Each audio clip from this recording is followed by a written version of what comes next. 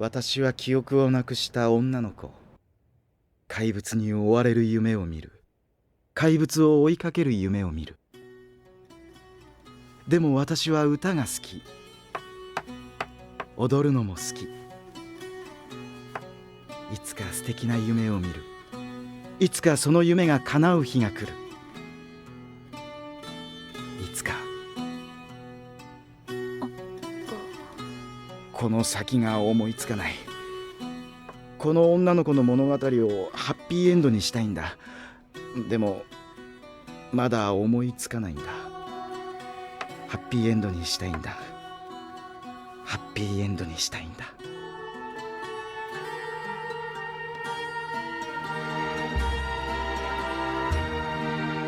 Recently, I've been having some doubts with the way that I've been going about writing characters in my stories. I tend to think literally, and I always thought that character arcs needed to have a very clear beginning, middle, and end. But when you really think about it, there's something flawed with this way of thinking. I'm going to talk about each of those phases and go into their problems. And I just wanted to share some stuff I've learned in the process of trying to write my own stories. I've never published a book before, but I'm writing 3 novels right now, and I really only got into writing earlier this year, so I'm definitely the definition of a young writer. Putting this video together helped me figure out what a character arc really is, and what to actually call the thing that I thought it was. I'm going to present my essay here as if everything I'm saying is fact, but that's just so I don't have to say, in my opinion, every 2 seconds.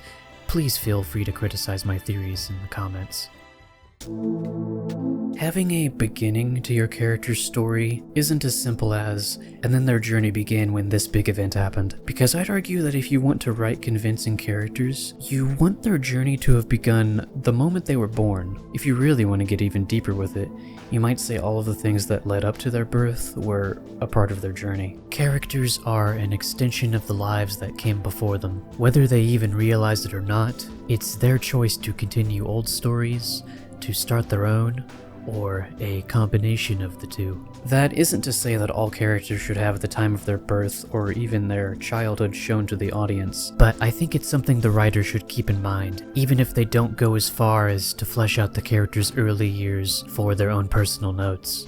Lately, I like to consider them as having existed before I even thought them up. If I'm writing someone who we're seeing for the first time and they're already born, I want them to give off a sense that they had a life before the story began, no matter how young or old they are. I think there's a distinction between the beginning of the story that the audience is witnessing and the beginning of the story for the character. I realize now that the first one is not an all-encompassing strategy for approaching character journeys, only for arcs. A journey is a character's entire life. An arc is just a fraction of it. It used to be I had the two confused, and considered the end of an arc the end of the journey, but that's not very realistic, is it? Not very compelling anyway. I'll get back to the topic of endings later. The middle. Everything the audience sees in between the so-called beginning and end. This part is what I've always considered the journey of the arc. The phase where the struggles, rise to action, failures, and lessons come in. But apply this thinking to people in real life, and it quickly falls apart. For me, I didn't only begin to learn lessons and face hardships or feel love and hatred when I became disabled over a year ago. I use that as an example because it's one of the most impactful things that's ever happened to me. Those things are just a part of life. They've been happening to me for as long as I can remember. As uneventful as my own life has been, it's not like I didn't have a journey until something major happened. Part of the human experience is experience. Any experience. You could never leave your house for your whole life and still be on a journey. There are endless amounts of stories to be told about people who are born, live, and die, yet hardly actually do anything. Because they're thinking. They're taking in the environment around them, as small as it might be. If your character is alive and thinking, they're on a journey. And that journey began long before you put words on a page or lines on a canvas. So what about endings then?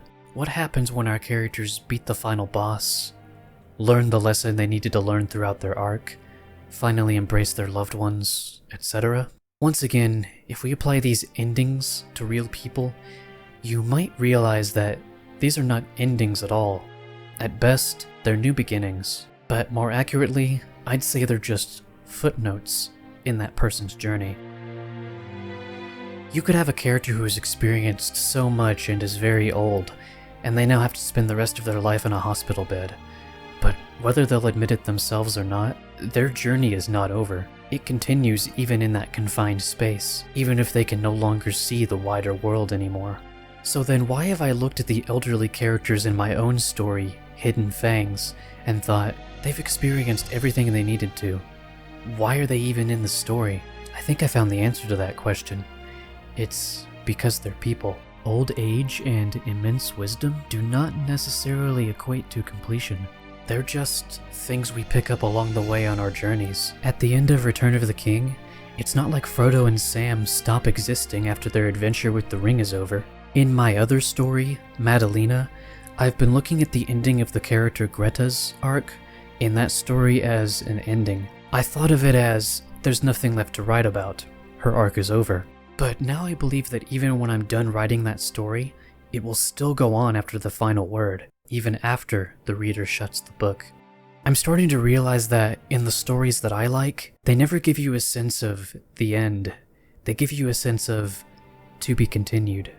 Stories are born in our minds, but I think in addition to that, stories are being told whether or not anyone is around to witness them. Humans haven't been around since the dawn of time, and the fossil record shows that countless stories existed before we started walking upright. It's just like with this video. This topic has the potential to continue in the comments, even after the video itself ends. Excuse me, sir. Do you have a question, Carol? I was curious about what would ultimately count as the beginning and ending of this story.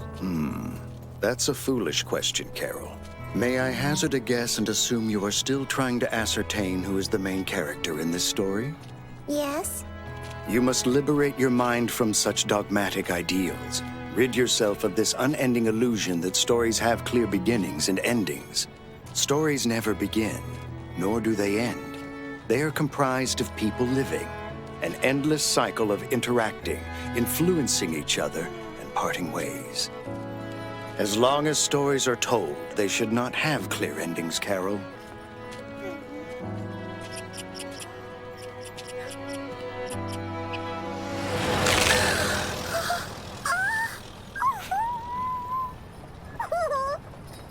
Now, Carol, please don't look away. But Mr. Vice President... Do you not recognize that little white mouse?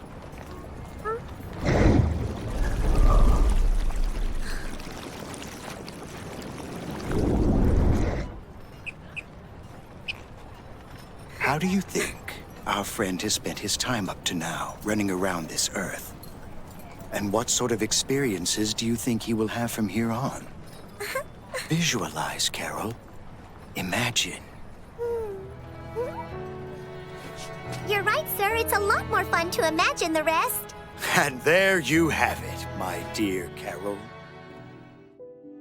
So then, you might be thinking, the end of the character's journey is their death, isn't it? But I wonder about that. The ending of their journey, perhaps, but their story is never over. Even if we don't get into the concept of life after death, we all leave an impact on the world in some way, no matter what we have or haven't done. I didn't think it would end this way. End? No, the journey doesn't end here. Death is just another path. One that we all must take. I like to think that no matter who you are, someone out there is thinking about you long after you're gone. If not you directly, then perhaps something you left behind. If someone isn't thinking about you, then the evidence of your existence still lingers on in some way in this world. Even if no one is around to appreciate the existence of something, it still exists.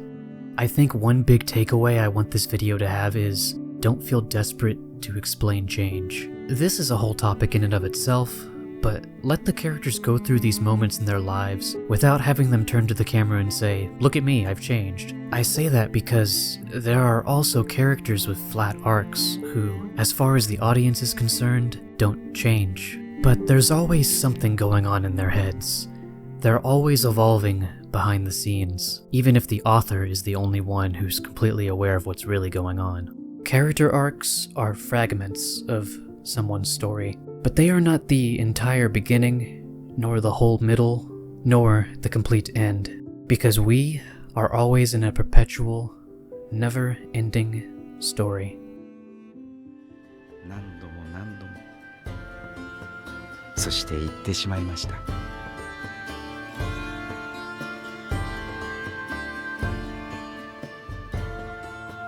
ハッピーエンドを探しに。